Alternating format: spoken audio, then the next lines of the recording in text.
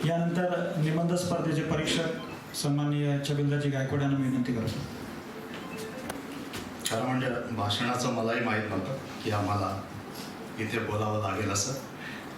आजच्या या कार्यक्रमाला उपस्थित आदरणीय या सोनोपंत दांडेकर महाविद्यालयाचे प्राचार्य, आदरणीय सावे सर, मराठी विभागाचे प्रमुख कुडू सर आणि उपस्थित सर्व परीक्षक आणि समोर बसलेले विद्यार्थी, त्यांचे शिक्षक, पालक, बंधू आणि भगिनींनो,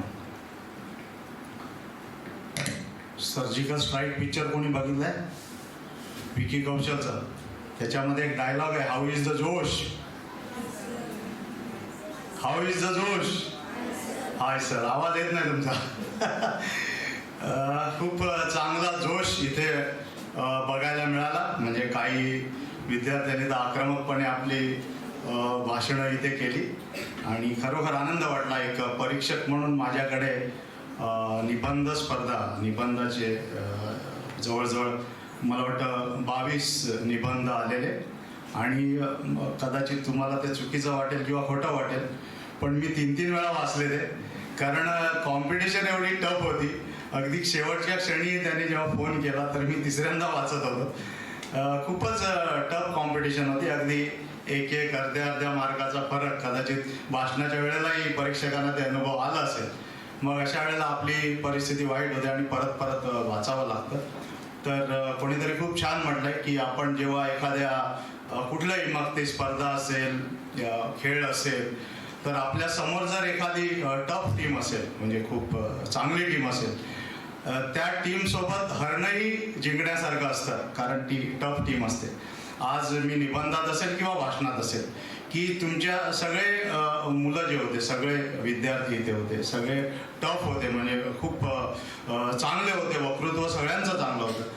त्यामुळे तुमचं हरणंही तुमचं आज जिंकणं आहे, हे मला इथे आवर्जून सांगावंसं वाटतं. खूप एका महापुरुषाने खूप छान म्हटलंय की we cannot change the world, we cannot change the world, we cannot improve the world, but we can change ourself, we can improve ourself. आपण जग बदलू शकत नाही आणि जगाला सुधारू शकत नाही, पण आपण स्वतः बदलू शकतो, आपण स्वतः सुधारू शकतो. पण या जगात अशी लोक जन्माला आली की त्याने जग बदललं आणि जगात सुधारणा केली. ते म्हणजे सावित्रीबाई फुले असतील, महात्मा फुले असतील, अनेक महापुरुष इथे होऊन गेले. आणि खूप एका वाक्यात महात्मा फुलेने तर एका वाक्यात सगळं सांगितलं की विद्येविना मती गेली, मतीविना गती गेली, गतीविना नीती गेली, नीतीविना वित्त गेले आणि वित्त विना शूद्र खचले. हे सर्व एका अविद्येने केलं.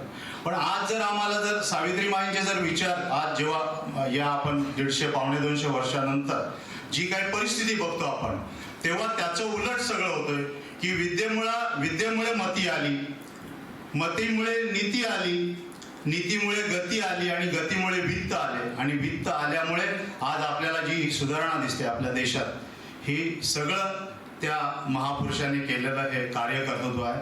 आणि एक चांगलं वाटतं की विद्यार्थी त्यामुळे वाचायला लागले, बोलायला लागले. आमच्या वेळेची परिस्थिती खूप अत्यंत वाईट होती. धोंडे सरांनी सांगितलं काय होतं, म्हणजे मुलं त्या याच्यात भागही घेत नव्हते आणि घेतलं तरी शाळेपुरतं मर्यादित होतं. आणि तिथेही आम्हाला बोलताना आमची त्रेधा तिरपीट उलटायची त्यावेळेला की काय परिस्थिती होती.